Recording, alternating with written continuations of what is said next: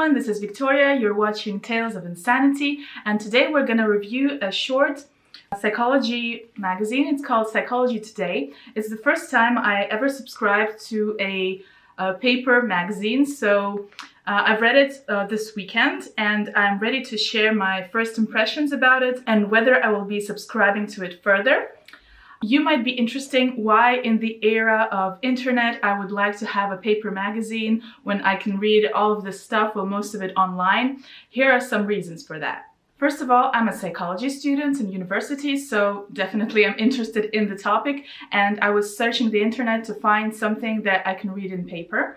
The second reason I wanted to try reading some interesting magazine on psychology is that I have a Russian blog where I write psychological articles on psychological topics. So I was wondering whether I will find something interesting in here. The third and one of the most important reasons is that I love the touch and the feel of paper in my hands. That's why I have all these books behind me. They're paper books, and yeah, I'm still the person who loves reading paper objects, let's call them that.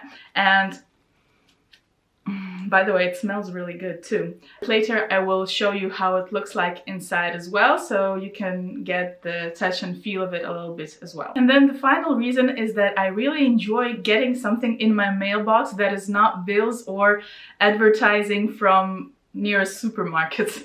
And now every other month I will get this, so it's awesome. Now, before we move on to me sharing some interesting details about the articles I read already, let me tell you a little bit more about the magazine and show you how it looks like inside. So Psychology Today is a magazine that focuses on psychology and human behavior. There are thousands of articles published on their website as well, but the paper version is out every other month. It was first published in 1967, so it's not a new magazine. Articles are written by psychologists, psychiatrists, doctors, sociologists, anthropologists, science journalists, and other smart people. Most of the content is based on research, not assumptions and thoughts, but it's written in a very simple language for anyone to understand.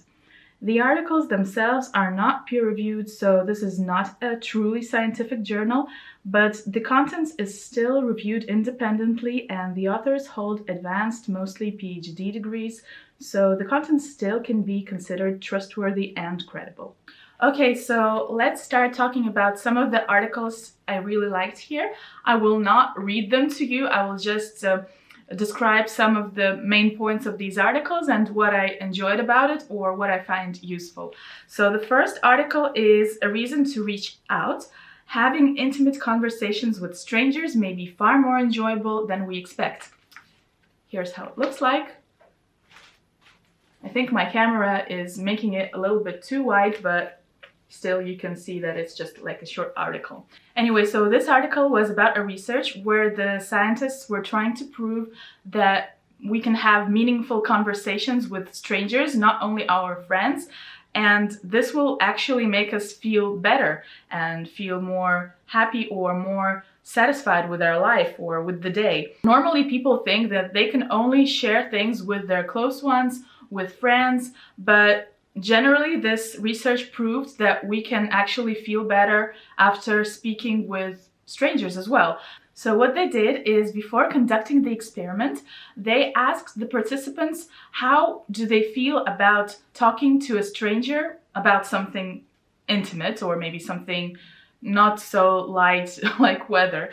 And most of the participants said that they don't feel really confident about this conversation. They don't think anything good will come out of it. So they were kind of skeptical about having this conversation. But after they had this conversation, they rated it really well. They were really surprised about how they felt, how meaningful the conversation actually was. And they were really surprised that they didn't know that this is gonna happen. So basically, I really liked how the article closes. I will read it to you right now. After having a meaningful conversation, people usually want to have another one. but you can learn only from experiences that you have. If you think it will be unpleasant to talk to someone and therefore never try, you'll never find out that you were wrong. So exactly, we usually think that we shouldn't talk to strangers about us or about our problems or about our concerns, but actually, if we did, we might feel better.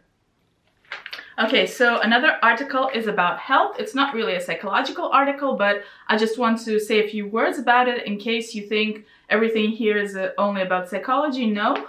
So this is an article on a medical topic, and basically it speaks about vitamin C and vitamin D and our immune system, especially in the pandemic times. So it will be really interesting to read. I mean, I think you can find it on the website as well, because it speaks about why both of these vitamins are important and about the fact that the effect of vitamin D on our bodies and our health is really under research now. So we don't know all the awesome effects that it can give our bodies.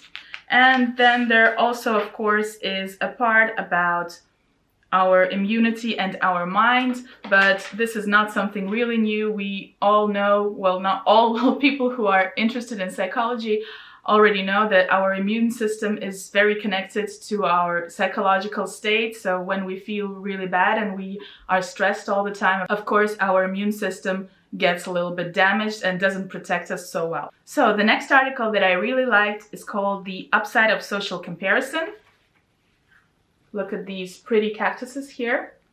One is small, tiny, and the other is like really grown and nice.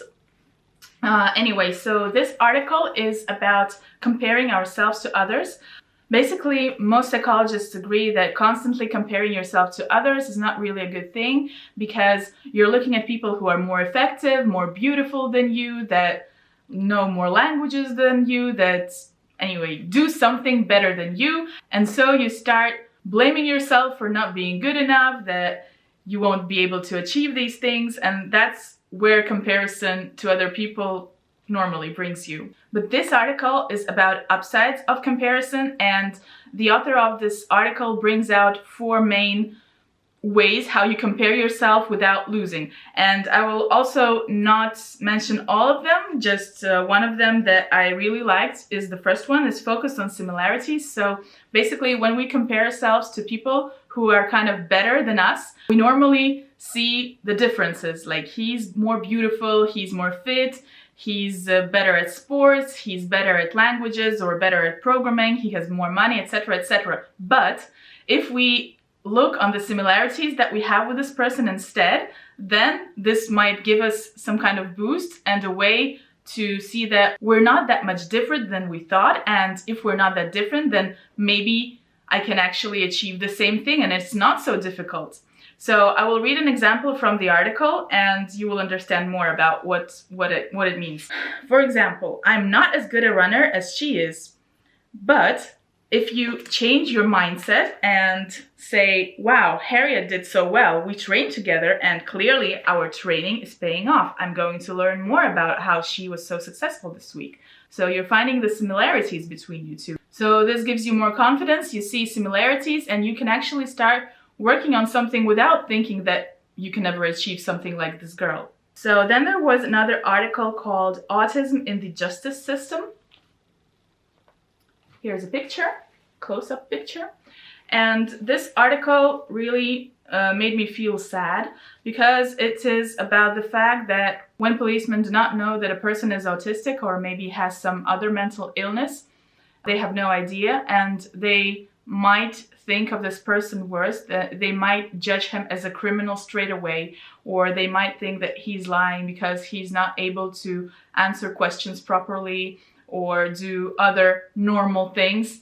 So yeah, this article just said a few examples of these cases in real life, in criminal history, and it was really sad, and I hope something will be done about it, because really I feel really sorry and sad for the people who are simply as they are, and I don't know what the right solution would be for this, because you cannot wear a badge all the time, it's not okay as well, but still, what can we do for the police not to judge people without actually knowing if they're mentally ill or not. Okay, then there was a really weird article that's called "Are you more attractive when you're nervous?" And the picture is with this girl. I mean, the dress of the girl. And basically there were some experiments and research about people being actually more attractive when they're nervous. Despite the fact that there's actually research behind this, I found it hard to believe that men were attracted to women who were in danger or behaving dangerously. I cannot understand why, so maybe I will try to Google more research about that, because for me, I don't know, it's weird. What do you think? Maybe you can leave your thoughts in the comments about that. Then the next article is about treatment, how to identify addiction. And we see a picture of a glass with alcohol, I guess. So this article is basically about how to identify addiction, not only alcoholic, but mostly it's about alcohol, of course. And really sometimes it's truly difficult to identify addiction, especially if you're not a specialist. And it's really difficult to identify addiction in yourself. So there are a few points here and the questions you can ask yourself or ask your loved ones if you suspect that they might have some kind of problem with alcohol or some other substances. So this is a really useful article. I will read the Cage questionnaire for you. It's only 4 questions there. This questionnaire was actually developed back in 1970s, so it's pretty old. So the 4 questions are: first, have you ever felt the need to cut down on your drinking? 2, have you ever been annoyed by criticism of your drinking? 3, have you ever felt guilty about your drinking? And the last one, have you ever had an eye-opener first thing in the morning? So the key to this test is if a person answers yes to 2 or more of these questions, the possibility of alcohol addiction is significant. So maybe this will help you in some way or help identify some kind of arising problems in your loved ones and close ones. Then the next article is really cute. It's called 4 Qualities of Brave Therapy Clients, and you see a picture of a chair.